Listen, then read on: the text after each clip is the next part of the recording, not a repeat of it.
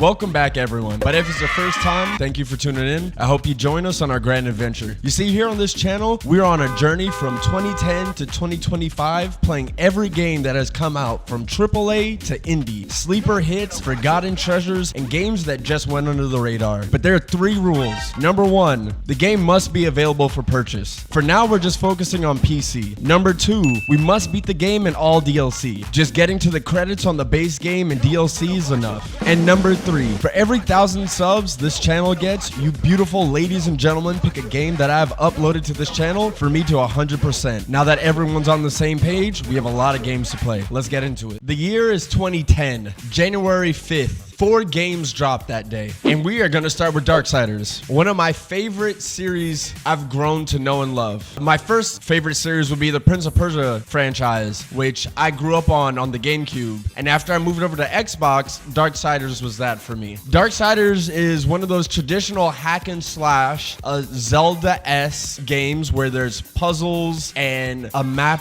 more similar to a maze than an open world, and you go through the map multiple times, either with new powers, revealing new things, and the world just opens up more and more as you play more and more. Let's just hop into the story, and hopefully you guys can see why I love this franchise so much. In Darksiders, you play as one of the 4 horsemen, War. The game starts with War landing on Earth, heaven and hell fighting, and humanity being destroyed. So War takes the initiative and starts fighting against heaven and hell. As you progress through the intro, you find out that the 7th seal, the seal that summons the 4 horsemen, wasn't broken, and your brothers and sisters aren't there with you. You're there alone. The council ends up taking away your powers, and you end up dying in battle. But a significant archangel dies as well, Abaddon. In this moment, we're sent back and we're put in front of the council. The council then has a discussion with you about what has happened and why you're at fault, leaving you no other option but to clear your own name. War makes the decision to go back to Earth and make things right. 100 years have passed since the intro. So by time War comes back to Earth, it is decrepit and corrupted and falling apart. There's barely any sight of humanity besides the skyscrapers and the buildings that were left. But when we are sent back to Earth, the council tells us to go look for Vulgrim. After we find Vulgrim, he asks for some souls just to loosen his lips, if you will. Vulgrim tells us that there's this tower, and at the tower is where we want to go to find Straga and the Destroyer. But Vulgrim doesn't know how to get into the tower because there's magics that surround it, and he's not even strong enough to get in there. So he tells us, look for Samael. Once we find Samael in the heart of a city, Samael is imprisoned, so we must free him first, and after we free Samael, we make a deal. Samael tells us that there's 4 guardians that protect the tower, and after we kill those guardians, we'll gain access to the tower, which we'll come to find out later, which is half true. And as War having no other option, he agrees to the terms. He will go kill these guardians and bring Samael their still beating hearts. Before Samael sends you off to the first guardian, he gives you ethereal wings to help you with your journey. Then you head out. The first guardian is Tiamat, the Bat Queen, held up in this Victorian-esque Castlevania cathedral. Tiamat pleads for her life. She says she's one of the chosen. She can grant you whatever you want. And War looks her in her face and says, can you restore the balance? It cuts back to her, the frame frozen on her face, and then she begins to laugh. So War smashes in her chest and takes out her heart. One of the best moments to start off too. You return the heart to Samael, and in return, Samael loosens the grip the Watcher has on you. So now you have access to your Chaos form. Samael then tells you the next guardian on your list is the Griever,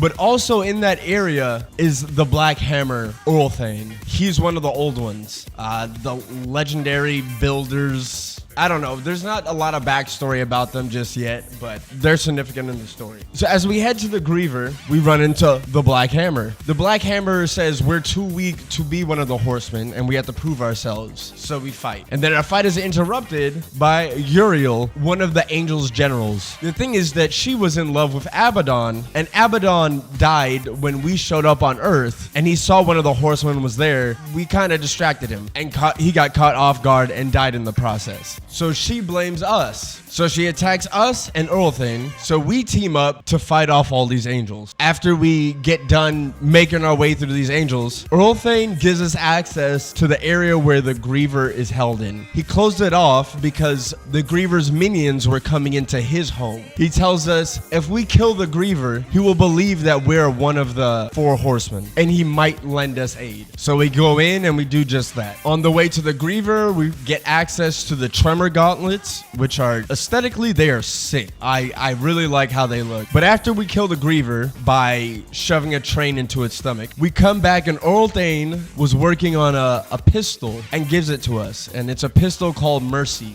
By description, it's one of our brother's pistols, Strife. So we take the pistol and head on our way. We give the beating heart to Samael, and Samael tells us to head to the Stygian. But in the area we're going to, the demons there hunt and capture other beasts and make them fight in arenas. Once we get there, we run into one of the arenas on our way to the Stygian, and we are held, not really captive, but we're definitely surrounded by a lot of enemies. And the only option is to fight our way out. As we're fighting through the arena, the last general that comes out is riding our horse, Ruin. So this little detour we're taking wasn't for nothing. We kill the general. Ruin seems not to recognize us, so we convince him the old-fashioned way, and we kill everyone there and ride off into the sunset. But after you kill the Stygian and take its heart, cutting your way from the inside out, you ride back to Samael. Samael tells you there's one last guardian for you to take care of, Silitha in the Iron Canopy. She's something a collector of information,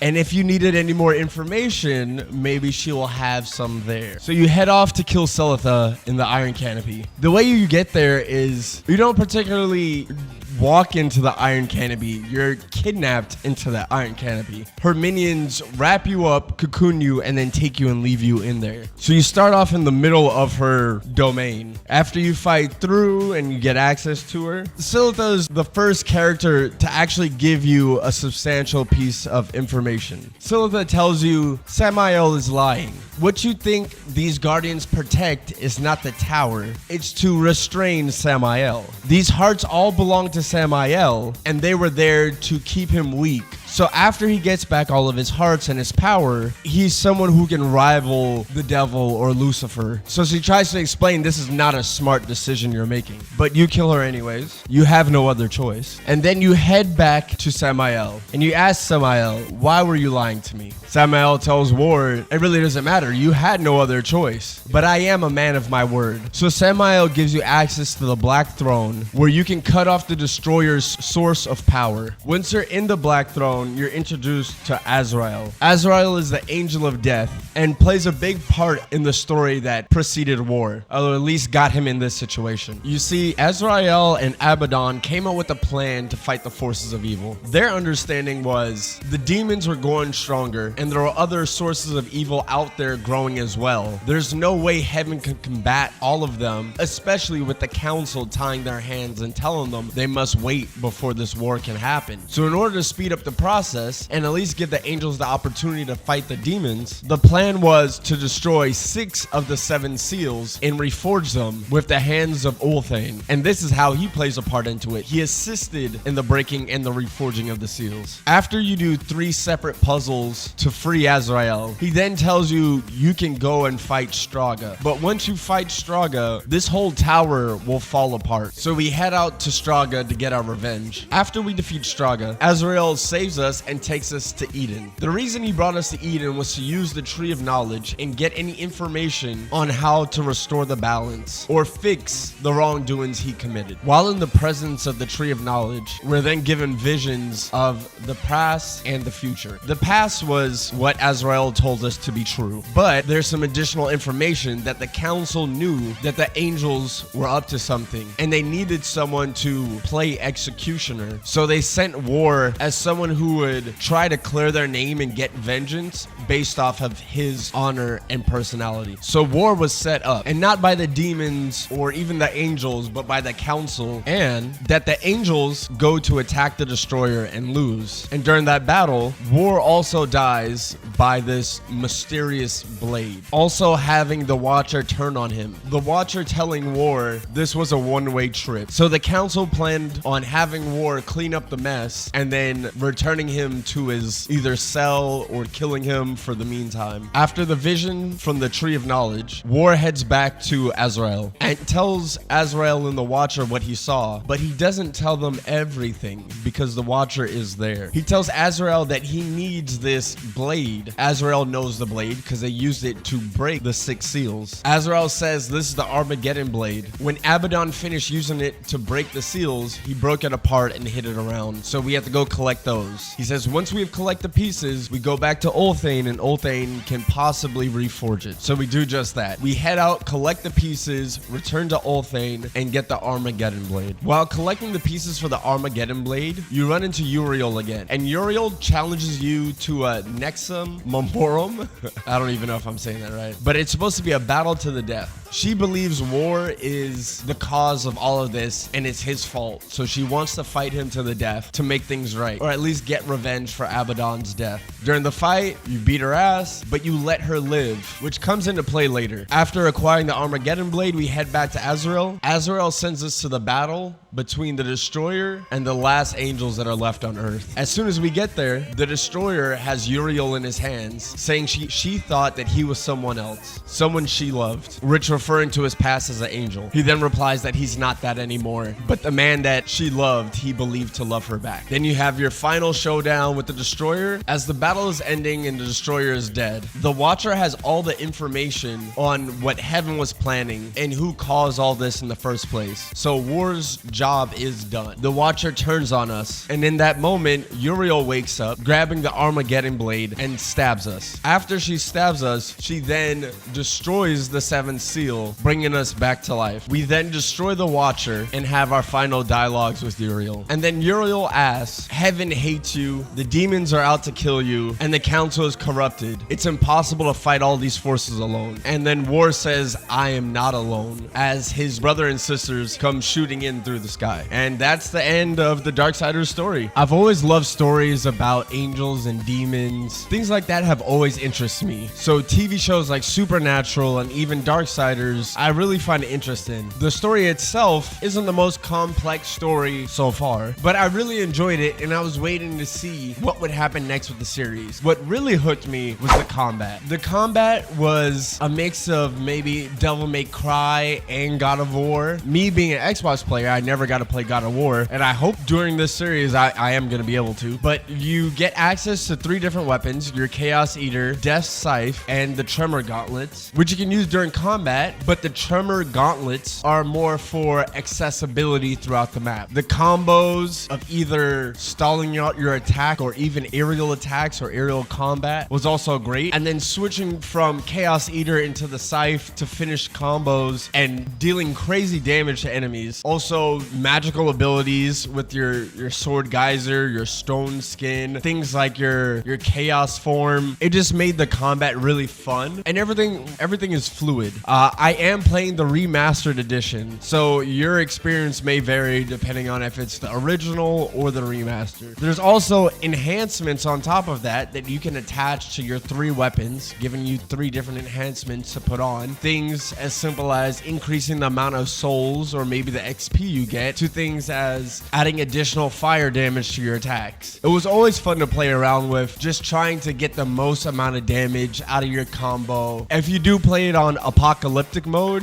you definitely need to pay more attention to what you have equipped and how you're using your abilities. You get access to other things like Mercy, and then the Abyssal Chains, the Void Mass, and all these fun things as you go back through the map looking and just exploring. They give you access to other hidden points you've never got to, chests and other things, which brings us to our next part, the environment. There's about 11 or 12 different areas that you go through, which are pretty small. In perspective, they are small, but this game came out in 2010. But for the size, there's a lot of layers built upon it, as in for hidden chests to either increase your health or increase your wrath. There's also hidden armor all over the world. Collecting the 10 pieces for your abyssal armor leads to this incredible incredibly awesome suit of armor. Not just War gets, but in future series when we get there, every horseman has their own abyssal armor. The puzzles that are led in each area, from either your first steps on Earth through the first library, going to see Samael, the cityscape that Samael is in that has been broken down and lava filled, into almost a forest area where the Griever resides in, and the cathedral that Tiamat stays, to the dry, heated deserts where you fight the Stygian, or the creepy iron canopy that Silitha controls. They're all beautiful and dynamic in their own way. The collectibles are hidden everywhere, and the characters on top of that. Oh, I fell in love with so many of these characters. Samael and Vulgrim, for sure, definitely have something going on, and I hope that it gets revealed later on in the series. Vulgrim cannot be trusted. That's how I feel, but I love him as a character, and all he does is sell you stuff and a few comments here and there, but the dialogue and the voice acting from him is so...